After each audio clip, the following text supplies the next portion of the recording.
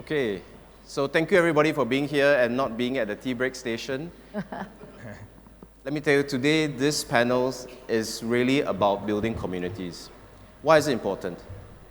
If you build a business, if you run an exhibition, you run a conference, everything revolves around building a community. Everybody here is part of a community to help somebody else be able to grow their event or grow their social enterprise or whatever, right? So we have today an incredible panel. I will not do the introductions for them because I think they will do it better.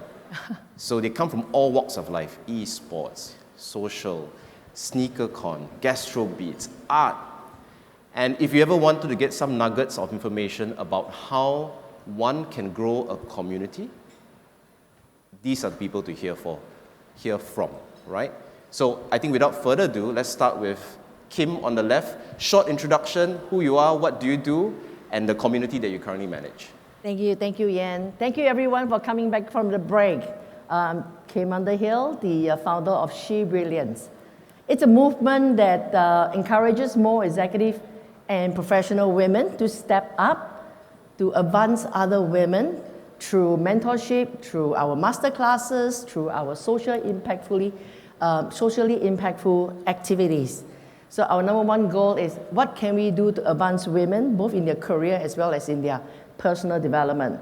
Having said that, we do have male mentor that is also a part of the BRILLIANCE community.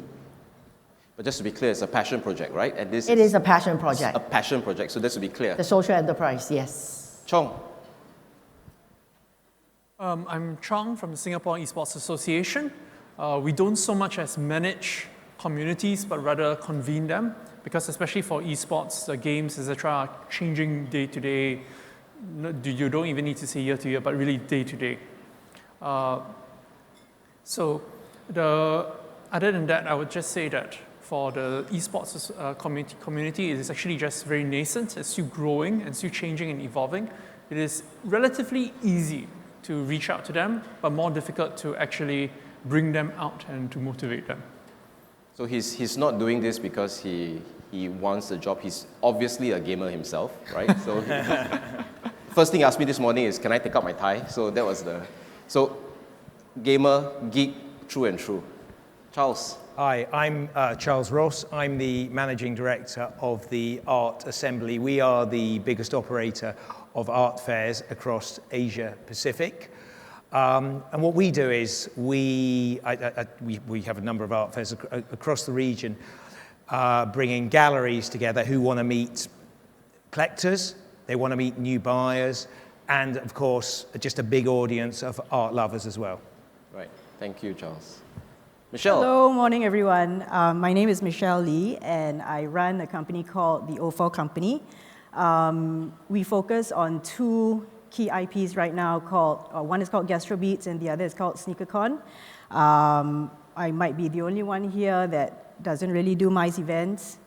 These are both leisure events, but given the topic, hopefully I can share some valuable insights into how we grow our communities, because for these two IPs especially, communities are key and core to whether we're successful or not. Whether it's at the event or whether it's like throughout the year, engagement is key. So, yep, that's me.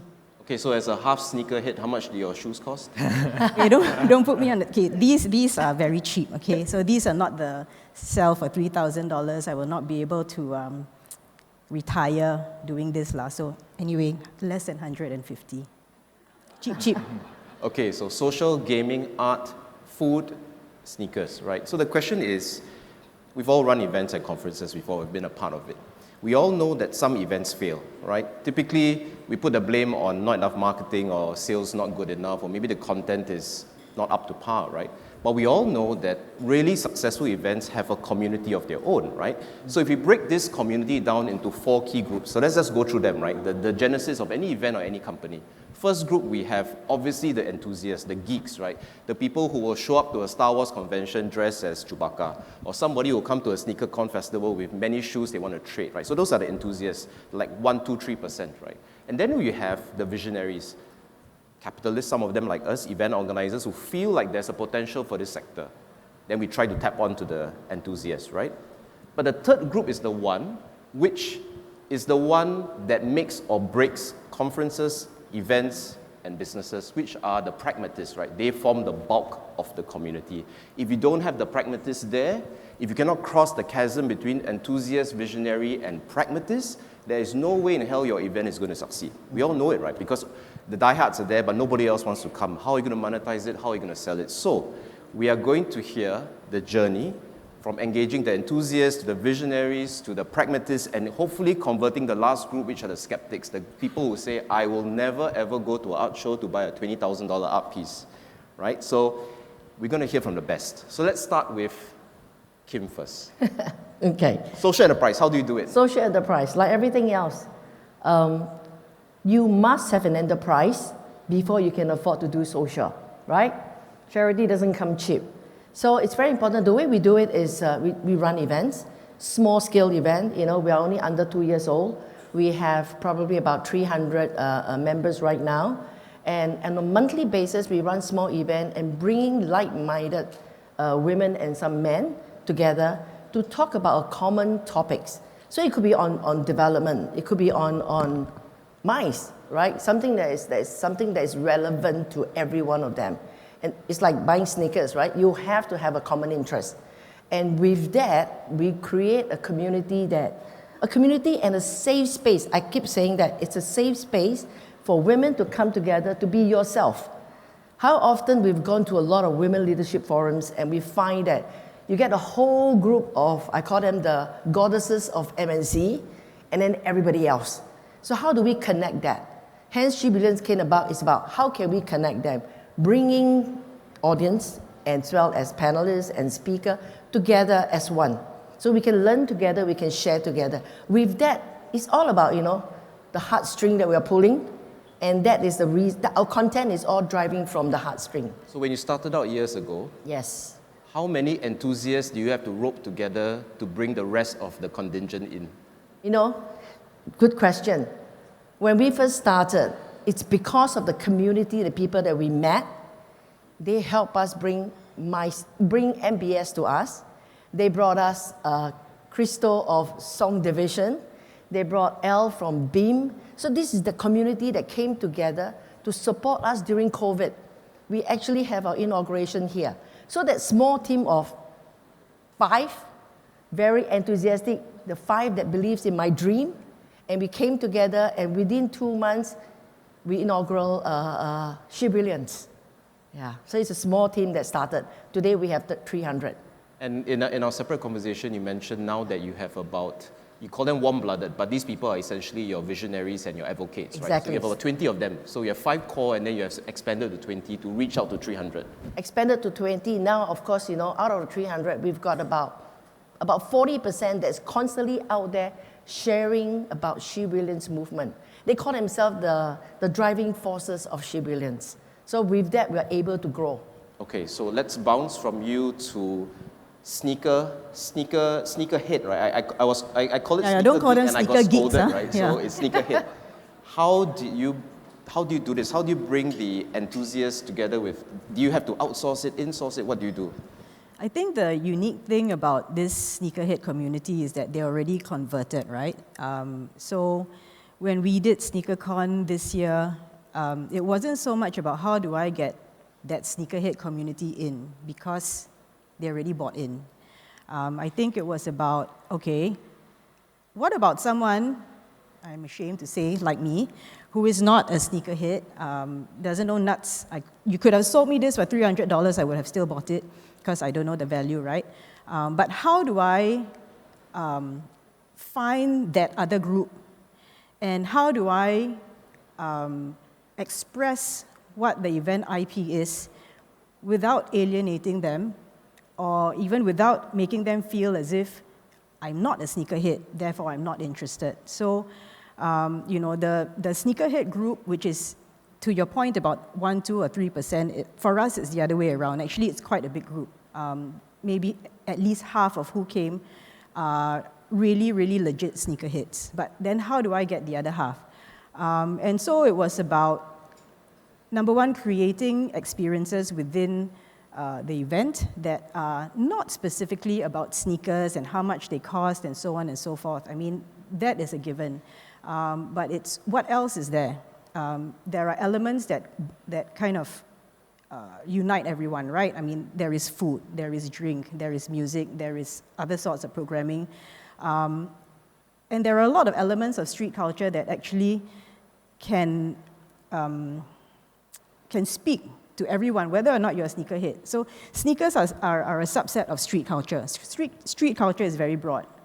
You know, it's hip hop.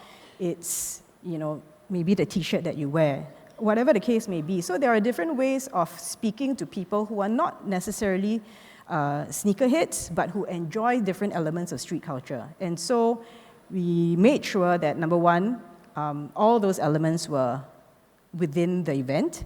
And number two, which is just as important, if not more important, is we made sure that way ahead of the event, people knew about it. So, you know, when we talked about SneakerCon, we wanted to make sure that it's not just a sneaker event in people's head. It's, okay, I can go there, I can watch skateboarding, I can watch this competition, I can watch beatbox, I can watch this, watch that. And by the way, yes, there are sneakers as well. The sneakerheads are like, okay, I'm really going for the sneakers, but anyway, there's all this stuff. So it's about making that whole, the entire experience, and it's about getting it out there. How we get it out there is something else, and I think we're going to maybe talk about it in terms of omni-channel and stuff like that, but I'll just stop there. Okay. So we've reached the point where we're about to cross the chasm. So we've kind of brought in the enthusiasts, the visionaries are there. For Michele's case, half of them are already converted already. So before we cross, right, which is a problem that Charles deals with on a daily basis, right, because he runs Art SG, right? Art which is worth from 20,000 all the way up. And when we were talking about it, you were concerned about how do we bring the rest in to buy the different range of products. So could you tell us about what you do? Yeah, I mean, for us, I suppose what we have to do is we have to open up new audiences. There's only, and certainly in a place like Singapore, there's only a certain amount of collectors here. There's only a certain amount of people who are hardcore collectors. Southeast Asia has a larger number of collectors, and we work hard to get them, and we've got a lot of collectors in from across the region. But the galleries spend a lot of money in coming. Exhibiting at an art fair is high cost, high shipping costs. They have expensive taste in hotels, et cetera, et cetera. So the galleries, it costs them a lot of money to be at the fair, and the space cost is the least of their costs, actually. And so for us, we have to open up new buyer communities. And that is going out to, we have sort of, and we started off with zero database this year, zero database. So we were going out literally to every wealth management organization in the city, every bank, every law firm, every management consultancy, anywhere where there is money, anyone who has their kids at private school here. I hope you got an invitation to Art SG. If you didn't, tell me, because something went wrong. I mean, we were literally reaching out to everybody and anybody who has client bases, who have money, and basically talking to them about the fair, giving them the vision for the fair, and hoping that they would accept invitations from us, which isn't easy. It isn't easy giving away invitations to something that's unknown about. We're not F1. And you're telling me, well, what is this thing, Art SG? And it takes a lot to get somebody to take 50 invitations, can often take 5 calls. It can be as much as doing a sort of $20,000 deal. And that's what we did. We worked really, really hard at it, and that's really how we got our audience and got a big audience of potential buyers. And these are people who have nice homes, have nice lifestyles, go on nice holidays, have nice cars. The one thing they may not be doing is buying art. And the next thing, and what we have to then do is educate them. Yeah. And you did a successful event. You had over 40,000 people attending, right? You had over 40,000. Yeah, over 42,000. So the question is, how did you manage a group of art enthusiasts who obviously have a certain level of experience in the space? How do you manage an entire event with 40,000 people, with enthusiasts, with the pragmatists in the group? how do you keep everybody happy? What do you have to do? Michele had to do a range of things. What about you? Well, I mean, how do you? It's obviously hard to keep everybody happy. We try. I mean, the first thing is the collectors. We have to look after the collectors first and foremost. And the opening of the fair is a dedicated collectors preview. So it's important that they get in the room, and they get in the room at the same time. There is a lot of competition amongst the collectors to be getting the best pieces. We've had situations in the past where somebody has managed to sneak into the fair early and a worker sold early. Not here in Singapore. I mean, we had really strict security on the door, really inspecting everyone's passes. And we had our lead sponsor saying, can we bring our people in early? No, there has to be a level playing field.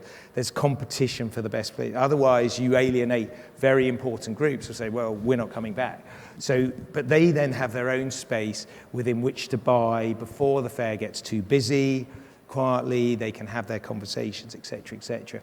And then we have our evening preview, which is really when I suppose all those wealthy potential buyers come into the fair, and we start getting those people into the fair, and it's a sort of the great and good of the city coming in.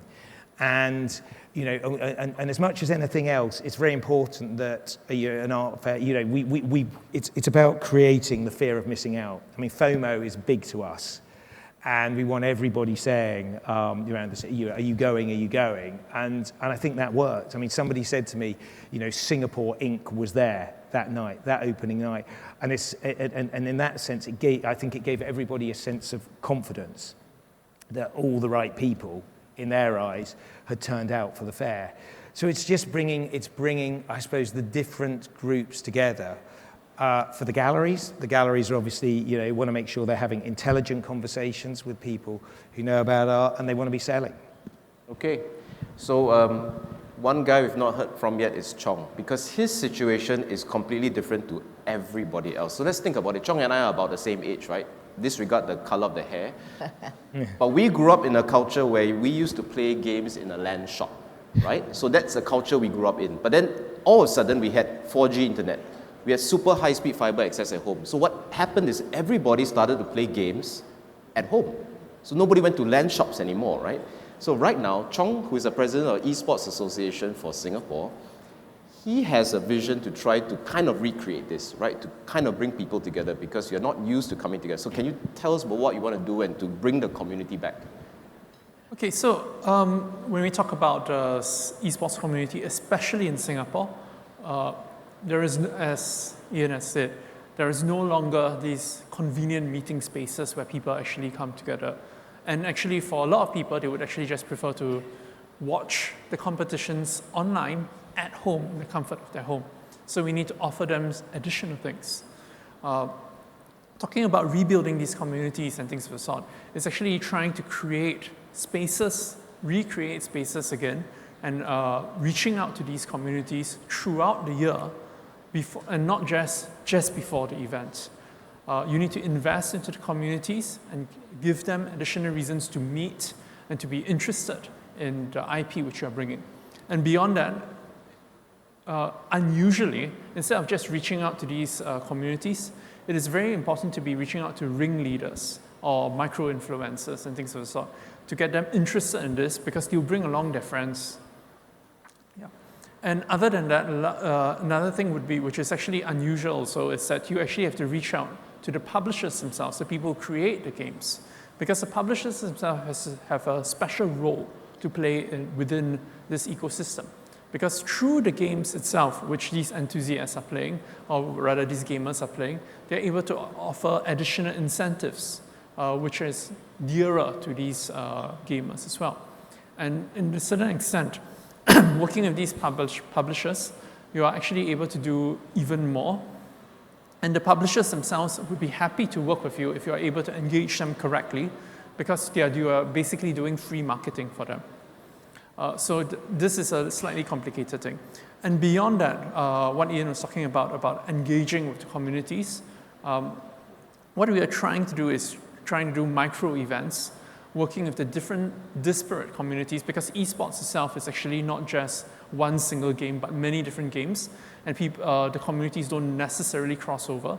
You need to find ways to recreate locations which are constantly engaging them so that when you are actually running the big event, you can just reach, you have the social capital and the interest from the communities that when you just say, I'm running this event, they'll come.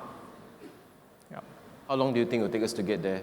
To recreate the land culture and have an event like this? What's your take? I think it is already coming there. I mean, it is already coming to this extent as we engage with the communities.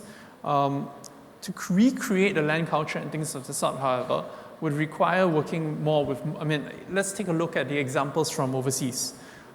In fact, malls is a very good example of this sort of thing, where people are actually now running community events, etc., with malls, and malls are reaching out to communities to constantly, to brand, or rather to create a space where these youth actually go to consistently to run the community events and things of the sort. Singapore also has some ready-made spaces which is already starting for this to happen, such as Scape, but more importantly, the schools and community centers and things of the sort. So continuing to grow, it's actually not, it's not just recreating the space, but branding certain locations with this and working with malls, etc., as they start to get more interested in attracting these people to come out. And that is actually the way which it would happen. It's really started to happen, as I said, because like if you look at the Olympic Esports Week specifically, which just happened in June, where the IOC worked with Sports SG and with MCCY, etc., to create to create an inaugural event. We could see this happening already because there was enough social capital to bring so many of the audience there. Yeah. Okay, thanks, Chong. So, as we all clearly understand, every single person here is successful in their own right in building their communities that have a life of their own, right? So let's go back to our panelists one by one. How do you want to, where do you want to take it forward? How are you going to take it forward to grow your community? We can start with Kim, please. I think when we talk about community, we talk about the numbers, right? Numbers first. How do we multiply? And the way we multiply is through truly understanding each of our community members. You talk about omni-channel, right? You're talking about, like it or not, all of us at the back of our head, when you get involved in something, it's about what's in it for me. Yes. Right? The heart is that will come later. But first thing first, why am I here? I'm here for something. So my job is to be able to understand each and every one of the members who are active, to know what is their need and what can I do to make a difference. For instance, so our biggest program is our mentorship. And people join us because they know that within our community, they can actually find someone who can guide them. Often it's not even one mentor. You know, they can have a couple. It's all a matter of stepping up and asking for help. So that is one thing that is really drawing more people coming to She Brilliance. You have to curate the demographic of She Brilliance members such that you can create this mentor-mentee kind of situation. We did. When we first started out, we called, everybody who signed up as our part of our community, they get to decide whether they want to be a mentor. We call them the experienced. And then the mentee, we call them the emerging. Right? So with that, they do a simple survey, and I, every quarter, personally match their needs. I run through their personal, so there's a lot of personal touch there, because it's needed. We all like somebody who care about us, who give us a little bit of attention, right? Maybe because we're still quite small scale, I can still do that. With that, that's how it multiplies. And once they are in there, they realize that the benefits, even for mentors who are giving, they love the fact that they're giving and they're feeling great about it. And that helps them kind of like do exactly the same thing again, repeat, and we multiply that way. Thank you, Kim. Yeah. Let's bounce over to Michele. Over to you, ma'am. Okay, I 100% agree with Kim. It's about what is in it for me. Okay, I mean, if you talk about community, it's about talking about human beings lah. I mean, like every one of us wants something, right? So maybe let me now talk about the GastroBeats community, because there's almost more verticals and more elements there. So for us, the community is, yes, it's about consumers, people who pay money to, partake in your whatever event it is. But then there are other parts of the community, right? There are the suppliers, and by suppliers, I mean, people who build for you, the venue that you're in. people who provide your forks, your spoons, and so on. But for us, a very big part of our community is also, for GastroBeats, the food and beverage vendors. And for me, those vendors are not people that I go to and say, hey, this is the rent, this is the GTO, take it or leave it. It's not about that. So we ask ourselves, what do they want? What do they need? How can we help them? Because, in our community building, it's about, if I do something for you and there's value, you're going to buy in, you're going to be loyal, and then we can do things together. So for the food vendors, for example, it was, okay, they're all small vendors, they all specialize in something, they all need a platform, and everyone is struggling. Okay, if they weren't struggling, they wouldn't be doing small events and pop-ups and stuff like that. It's fundamental to what they do. And so we created, in order to build this community, we created a platform that allows them to be profiled, to be highlighted. What does that mean? Number one, yes, we ran the festival. Of course, you have eyeballs and footfall for that. Okay, so this year it was exponentially, it was like 4 times the footfall of last year. So, okay, check. But what else? Because the festival only runs for 25 days. How else can I help this part of the community to do what they want to do, to grow their business? And so this is why we focus very, very much on content creation. How do we get these stories out there? And to that end, we produce something called Food Tales, which is a 4-part mini-series, docu-series, which is currently showing on Netflix. So we did season 1, and we based season 1 on 4 vendors that were at last year's GastroBeats. That was to help, to long tail the story that we're telling about them. And we'll do the same this year. So as part of our strategy in building this community and helping them, it's not just about the physical events, the main festival, it is also about smaller GastroBeats related activities and mini festivals that carry on throughout the year. It is about creating content, actual content, about these vendors, which we will then propagate on social media. And then it's also about co-creating something like a Food Tales, which then goes regional and even global, and costs these vendors nothing, right? So for us, that is how we build that part of the community. And we find that when we build this part of the community and there is information about these people and their stories and so on, then the other part of the community reacts, because then this is where the consumers go, it's quite interesting. I mean, I actually have friends who have no idea that we did Food Tales say, hey, there's this Food Tales thing. I say, yeah, I know, good, right? So it's when you create something that means something to one part of the community, more often than not, the other part of the community reacts. And so we try to make this ecosystem go round. So help us with the numbers here. Yes. For the next event, what would you think would be the tipping point in terms of number of exhibitors before it has a life of its own and it grows organically already? Actually, I think there is a limit to how many, when you say exhibitors, I take it to mean vendors. Vendors, yes, stalls, yes. In particular for GastroBeats, okay, because SneakerCon is something else, right? Yes. Actually, I think for GastroBeats, we are probably at that cap already, which is about between 50 to 60. Because you also want to make sure that you can give everyone the platform and attention that they require. If you have too many, you dilute. It's great for the consumers because, yes, I have so many choices, but these vendors are all selling something. So you want to make sure that there is enough for the consumers to come and consume and have a variety, but then not so many that the vendors kind of cannibalize each other and there is not enough business. So I think that we are actually at kind of that sweet spot already of about 50 to 60. You'd rather not grow, you just keep it at this size. There are other ways to grow than numbers.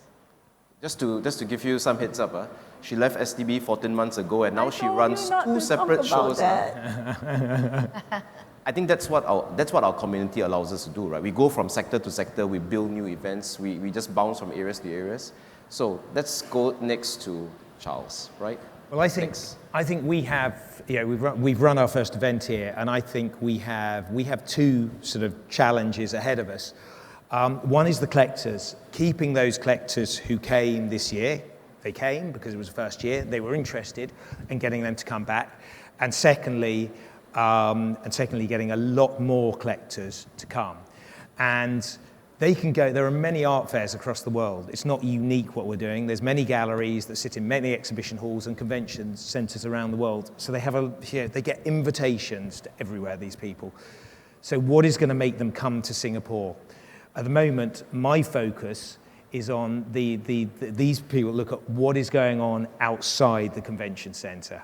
It is not about what's going on inside the halls, because actually, yes, there's some interesting focuses on Southeast Asian content and Southeast Asian artists, which of course they're interested in, but it's everything else. And these people have the money, they can buy anything they want. And so it's what we're doing at the moment is working with Singapore, working with the various bodies here, both arts and non-related to arts, food, design, whatever, to try and get them to put a really interesting program, unique program on of events that when a collector is sitting at their home, whether it be in Jakarta or in London or wherever, oh, that sounds really interesting. But that's what they look at. We call it a VIP program. That's what most art fairs call it, but that's what they look at. So they will judge us not just by what is going on in the fair, but the program around the fair, the parties, but all the other stuff as well. And that's what we have to work really hard on to get. And we can't do it all. We can't do it all. As various people in this hall know, and they hear me say it on a daily basis, we can't do it all. We need Singapore to support this. And if they do, like many events here in Singapore, the economic impact of these shows, bringing in the wealth that they bring in, we see it in other art fair cities. Hong Kong is a very, very good example where we were the instigators in building Hong Kong Art Week many, many years ago that we created in 2008. We launched the first fair there, and Hong Kong Art Week, now our fair was acquired there in 2012. Hong Kong Art Week is phenomenal. And the number of galleries that have opened in Hong Kong as a result of it, the whole ecosystem opened up as a result of the success of Hong Kong Art Week. And when we started, it had 30 galleries there. Now I'm going a bit off topic, and now 200 galleries on the ground in Hong Kong. Then the other challenge for us is our buyer market, our potential buyer market. A lot of them come, but then they don't know what to do. So what we have to do now is educate them, and educate them prior to them coming to the fair, so they know how to approach it. I mean, art can be quite intimidating. I don't know if any of you ever go into galleries, but there's that fear factor there. You don't want to necessarily ask how much a piece is because you don't want to embarrass it. Is it $100? Is it $1 million? And you don't want to necessarily embarrass yourself. So it's actually teaching that market and working with them in the months leading up to the fair to just educate them, help make them feel comfortable, help them help give them a sort of steer on how to navigate their way around the fair and how to approach it when they come in. Okay, I'm conscious of time because we have 7 minutes and 13 seconds left. So we've taken a journey already. We started with the enthusiasts, gone to the visionaries, and then we've hit the pragmatists. As you can clearly see, right, everybody talks about bolting on additional things to make the whole experience different, right? I mean, Michele talked about it, Charles talked about it, Chong talked about it in terms of the venue, right? Kim, you mentioned it as well. So we have a diverse group of people here. As a parting statement from each of you, a piece of advice to somebody who wants to create a community. What are the 2 or 3 key things they need to keep in mind to make sure it's as sustainable and self-growing, expanding as how you have done it? Can you just give us a piece of your advice? But this time we'll start with Chong first, because Chong hasn't put his 5 cents worth in. Come on, Chong, let's go. I think the most important thing is to realize is this. In terms of esports communities, and actually in terms of actually just the younger generation now, it seems as though it's very rootless. It keeps changing things, what people are interested in, even the social media platforms and all that keeps changing. But actually the truth is, why people still seek community, why people want community, is because they want a form of permanence. And that is actually the job of the people who are building these communities to provide it. The most important thing is actually to treat the general community, continue giving them value, and also continuing to build, continue to strengthen the micro communities. Because the communities will come and go, especially those which are interested in your event. And even when you talk about your overall event, it actually is not a static community. Within it, there's so many small communities which are constantly changing. So how do you continue to reach out to these communities? How do you recognize the promising ones? How do you continue to strengthen the promising ones? And how do you look at it as what is the strategy in terms of looking at it as an overall whole? This is something which is, at the moment, unique to esports, perhaps, but to a certain extent, it's starting to change. I mean, it's starting to apply to everyone else as people consume content, as people go to events and things of the sort. How do you get ready for this change? And how do you make that's the first big part. The second big thing is, how do you make your content or your approach to these people much more interactive? Because there is starting to be a greater demand for more interactive and more intuitive and more experiences which people can be part of, can participate in, instead of just viewing statically. Yeah. Kim? To build a community, first thing I always say, you need to learn to be uncomfortable, right? Uncomfortable enough to adapt to the 5 C's. What I call is, we come together to connect. We connect so that we can communicate. So the question lies in, are you actually communicating, right? And when you do communicate, there's always opportunity for you to seek collaborations. With collaborations, then you got to ask for, what's in it for me, right? It's about contribution. And when you have all the 4 C's together, in time to come, you will be able to celebrate as one. And with that in mind, everyone, and ultimately your community will continue to grow. But then this message needs to be very transparent as you move forward, because nobody likes to be out there and say, we have to do all this. But then without that, I don't think a community can be built, or we can potentially strengthen a community.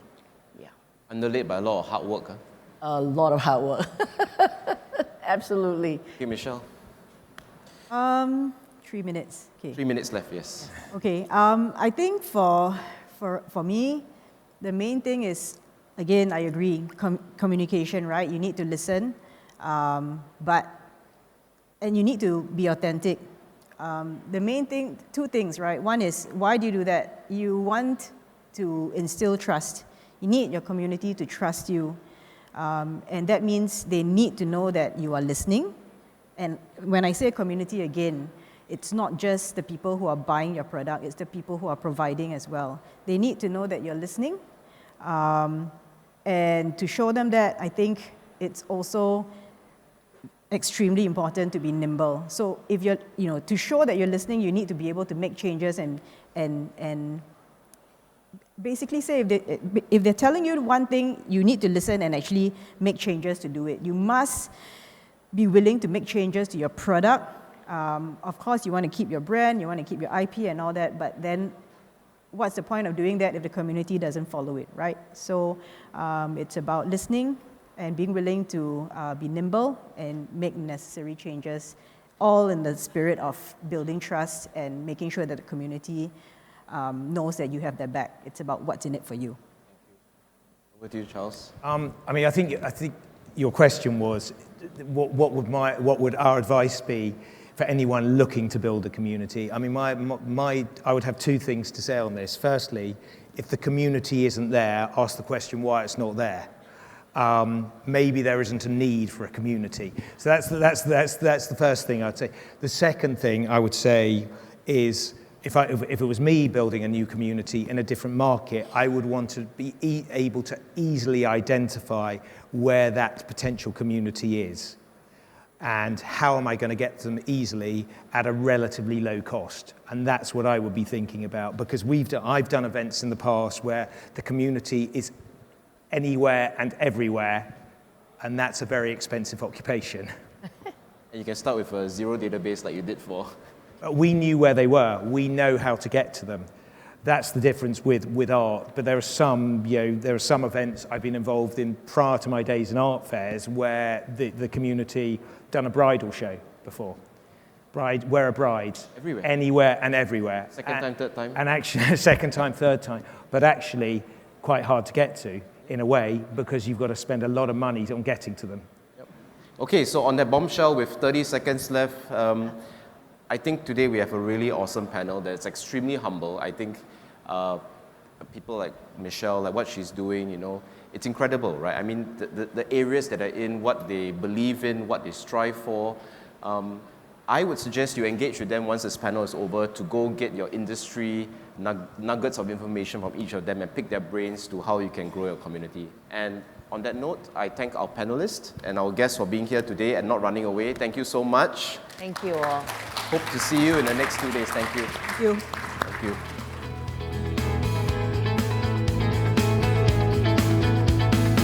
Thank you. Thank you very much. A big hand once again, ladies and gentlemen.